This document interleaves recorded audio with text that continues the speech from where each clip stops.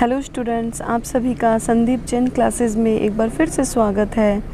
आज हम 12th class Hindi compulsory के पद्य भाग में 3rd लेसन रहीम के नीति के दोहों का अध्ययन करेंगे।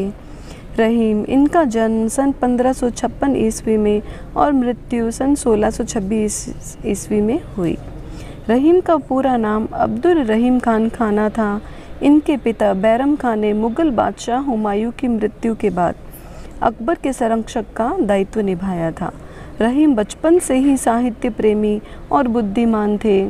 उन्हें अपनी माता पिता से वीरता, राजनीति, दानवीरता तथा काव्य जैसे गुण विरासत में मिले थे। रहीम का व्यक्तित्व बहुत प्रभावशाली था। वे सामंजस्यवादी थे। श्री कृष्ण के प्रति भी उनकी अथाह श्रद्धा थी। उन्होंने अपने काव्यों में रामायण, महाभारत, पुराण तथा गीता जैसे ग्रंथों के कथानकों एवं पात्रों का भी बखूबी उल्लेख किया है। इनके काव्यों में नीति, भक्ति, प्रेम और श्रृंगार का सुंदर समावेश मिलता है। रहीम को दोहा, सोरठा, बरवे तथा सवैया छंदों में विशेष महारत हासिल थी। इनकी प्रमुख कृतियां हैं दोहावली, बरवे नारी का भेद, रास पंचाध्यायी, मदनाष्टक तथा नगर शोभा। अपने अनुभवों को उन्होंने जिस सरल शैली में व्यक्त किया वह अद्भुत है। तो आज हम जिन रहीम के काव्य पदों का दोहों का अध्ययन कर रहे हैं उसमें कवि ने हमें परोपकार, सज्जनता, पर दुख कातरता, स्वाभिमान एवं लोक व्यवहार की सीख मिली है। दीनों पर दया करने वाला दीन बंधु भगवान तुल्य होता है। मांगने से मनुष्य की महत्ता घटती है और उत्तम स्वभाव वाले मनुष्य को कुसंग दुष्प्रभावित नहीं करती है। सज्जन परोपकार के निमित्त ही अपनी संपत्ति का संग्रह करते हैं। तो इन्हीं भावनाओं का जो है कवि ने अपनी कविता में सुंदर समावेश किया है। तो आइए देखते हैं। रहीमन देखी बड़ेन को, लघु न दीजिए डारी, जहाँ काम आवे सुई, कहाँ करे तलवारी।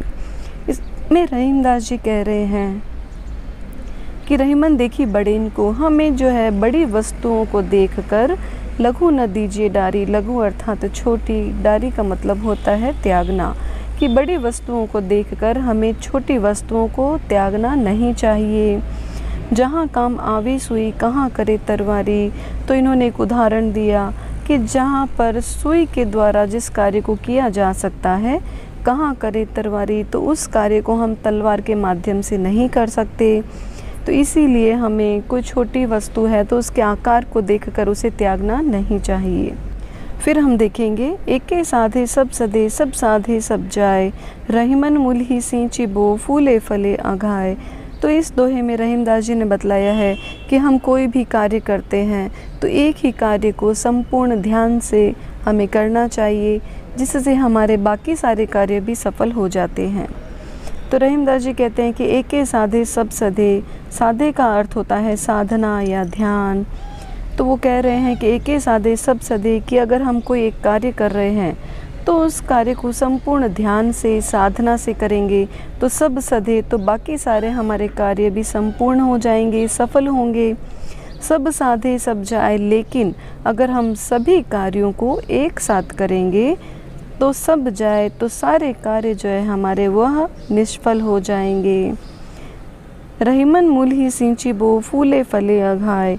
तो रहीमदास जी ने बतलाया कि मूल ही अर्थात जड़, सींची बो का मतलब होता है सींचना, अघाए अर्थात भरपूर या मन चाहा।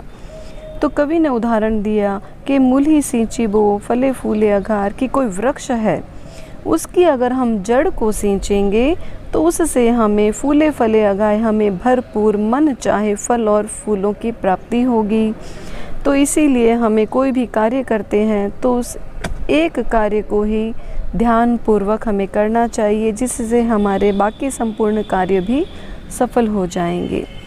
तो इसमें हम देखेंगे कि एके साधे सब सधे, सब साधे सब जाए। स वर्ण आवृत हो रहा है, फूले फले फ वर्ण आवृत हो रहा है, तो यहाँ पे अनुप्रास अलंकार हो जाएगा, क्योंकि जहाँ वर्ण आवृत होता है वहाँ पे अनुप्रास अलंकार होता है। फिर हम देखते हैं, कदली सीप भुजंग मुख, स्वाति एक गुण तीन, जैसे संगति बैठिए ते सोई फल दीन।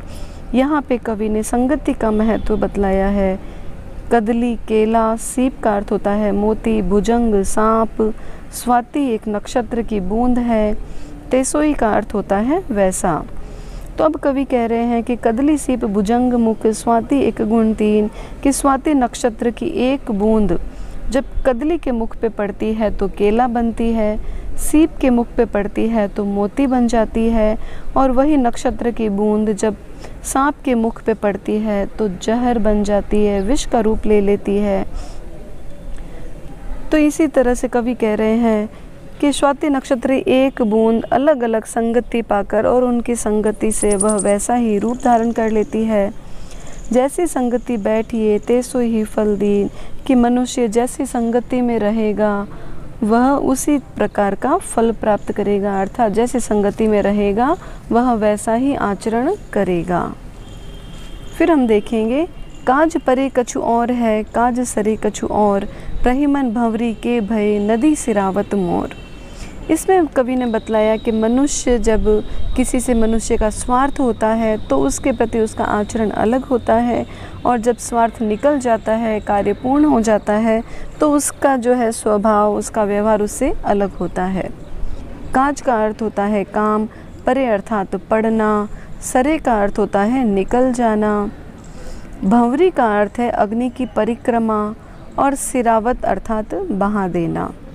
तो अब कवि कह रहे हैं कि काज परे कछु और है कि जब मनुष्य का किसी से काम पड़ता है तो उसका उसके प्रति आचरण व्यवहार अलग होता है, और काज सरे कछु और है, और जब काम निकल जाता है तो उसका उसके प्रति आचरण व्यवहार अलग होता है।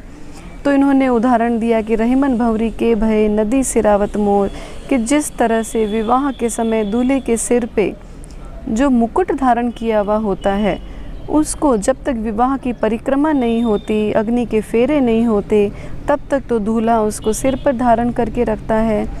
लेकिन जैसे ही भंवरी के भय, जैसे ही उसकी अग्नि की परिक्रमा होती है तो उसी मोर मुकुट को नदी सिरावत अर्थात नदी में बहा दिया जाता है। तो यहाँ पर कवि ने हमें यही बतलाया है कि मनुष्य का जो है जब किसी से स्वार्थ होता है तो वह उसको बहुत ही मान सम्मान देता है, और जब काम निकल जाता है तो वह उसके प्रति आचरण उसका बदल जाता है।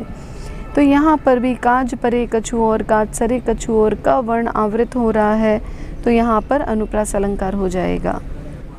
फिर देखते हैं जो रहीम उत्तम प्रकृति का करी सकत कुसंग, चंदन विष व्यापत नहीं लपटे रहत भुजंग। इस दोहे में रहीम दास जी ने बतलाया कि उत्तम स्वभाव वाले मनुष्य को कुसंग अर्थात बुरी संगति दुष्प्रभावित नहीं करती। उत्तम का अर्थ होता है अच्छा, प्रकृति अर्थात स्वभाव, कुसंग अर्थात बुरी संगति, विष अर्थात जहर, भुजंग का अर्थ होता है सांप। तो कवि कहते हैं कि जो रहीम उत्तम प्रकृति का, कि जो व्यक्ति अच्छे स्वभाव का होता है, का करी सकत कुसंग, तो उस व्यक्ति का बुरी संगति कुछ नहीं कर सकती, अर्थात उसकी बुरी संगति का दुष्प्रभाव अच्छे आचरण वाले व्यक्ति पर नहीं पड़ता। चंदन विष व्यापत नहीं लपटे रहत भुजंग, तो जिस तरह से चंदन के वृक्ष पर विषैले सांप जो होते हैं वो लपटे रहते हैं, लेकिन उन विषैले सांपों के विष का प्रभाव जो है उस चंदन के वृक्ष पर नहीं पड़ता। तो इसी तरह से अच्छे आचरण वाले, उत्तम आचरण वाले व्यक्ति के स्वभाव पर बुरी संगति का प्रभाव नहीं पड़ता है। फिर देखते हैं रूठे सूजन मनाइए जो रूठे सो बार, रहीमन फिर फिर पोइए टूटे मुक्ताहार। इसमें रहीम दास जी ने सज्जन मित्रों की जो मित्रता है, सज्जन लोगों की जो मित्रता है उनको बहुत मूल्यवान बतलाया है। कवि कहते हैं कि रूठे सूजन मनाइए, सूजन अर्थात सज्जन व्यक्ति, के सज्जन व्यक्ति अगर रूठ जाता है तो अगर हमें 100 बार उसको मनाना पड़े तो भी हमें मनाना चाहिए। रहीमन फिरी फिरी पोइए टूटे मुक्ताहार, तो जैसे रहीम दास जी कहते हैं फिरी फिरी का मतलब होता है बार बार, मुक्ताहार अर्थात मोती का हार। तो कवि ने कहा कि जैसे कोई मूल्यवान मोती का हार टूट जाता है तो उसको हम बार बार पिरोने का प्रयास करते हैं, उसको फेंकते नहीं हैं। उसी तरह से सज्जन व्यक्ति अगर रूठ जाता है तो उसको हमें अगर 100 बार मनाना पड़े तो भी मनाना चाहिए, क्योंकि सज्जन व्यक्ति की जो मित्रता है वो हमारे लिए बहुत मूल्यवान होती है। फिर देखेंगे, तरुअर फल नहीं खात है, सरुअर पियहि न पान, कही रहीम पर काज हित, संपत्ति संचहि सुजान।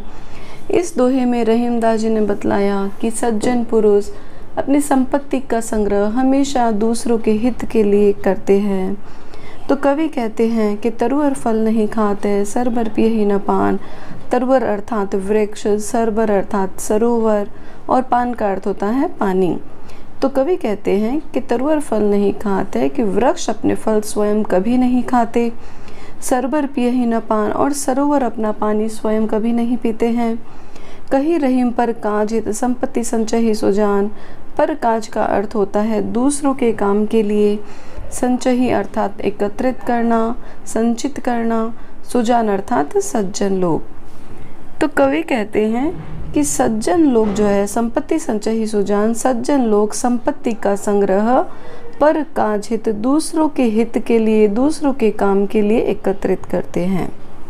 तो इस दोहे में कवि ने यही बतलाया कि सज्जन पुरुष जो है वो अपनी संपत्ति का संग्रह हमेशा दूसरों के हित के लिए करते हैं। फिर देखेंगे, थोथे बादर क्वार के जो रहीम गहरात, धनी पुरुष निर्धन भय करे पाछिली बात। इस दोहे में कवि ने बतलाया कि धनी पुरुष जब निर्धन हो जाता है तो वह अपनी संपन्नता की बातें सबके बीच में जो है बढ़ा चढ़ा के करता है। तो इसी का यहाँ पे वर्णन किया गया है। तो देखते हैं, थोथे बादर क्वार के। थोथे का अर्थ होता है जल रहित, बादर अर्थात बादल, क्वार का अर्थ होता है वर्षा ऋतु का अंतिम महीना, गहरात अर्थात घुमड़ना। तो कवि कहते हैं कि थोथे बादर क्वार के जो रहीम गहरात, कि क्वार मास का जो महीना होता है, या हम कह सकते हैं वर्षा ऋतु का जो अंतिम महीना होता है, उसमें जो बादल उमड़ घुमड़ कर आते हैं वो कैसे होते हैं, जल रहित होते हैं, अर्थात उनमें जल नहीं होता, वो वर्षा नहीं करते। उसी प्रकार से धनी पुरुष निर्धन भय, धनी पुरुष जब निर्धन हो जाता है, गरीब हो जाता है, तो करे पाछिली बात, तो वह अपने पाछिली बात अर्थात संपन्नता की बात, तो वह अपनी संपन्नता की बातें जो है सबके बीच में बढ़ा चढ़ा के करता है। तो कवि ने यहाँ पर इसी का वर्णन किया है कि मनुष्य जो है वो हमेशा वर्तमान परिस्थिति में न रहकर, अगर वह कभी संपन्न था तो उस समय की बातें जो है वो बढ़ा चढ़ा के लोगों के बीच में करता रहता है।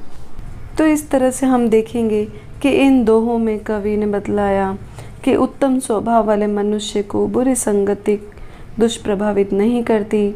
सज्जन जो है वो परोपकार के निमित्त ही संपत्ति का संग्रह करते हैं, और धनी पुरुष निर्धन होने पर अपने अतीत की चर्चा ऐसे करते हैं जैसे आश्विन मास के, क्वार मास के जल विहीन बादल गरजते हैं। अच्छे लोगों के रूठने पर, सज्जन लोगों के रूठने पर हमें उन्हें मना लेना चाहिए। और इसी तरह से कवि ने बतलाया कि कोई छोटी वस्तु है, उसके आकार को देखकर हमें उसका त्याग नहीं करना चाहिए, तथा कोई भी जो कार्य है उसको, अगर हम कोई कार्य करते हैं तो एक ही कार्य को ध्यान से, संपूर्ण मनोभावना से उसको करने पर हमारे उस कार्य के साथ में बाकी सारे कार्य भी जो होते हैं वो संपन्न हो जाते हैं। और कवि ने इन दोहों के माध्यम से संगति का भी महत्व बतलाया। तो अगर आपको हमारा यह वीडियो पसंद आया तो प्लीज़ हमारे चैनल को लाइक और सब्सक्राइब ज़रूर करें। धन्यवाद।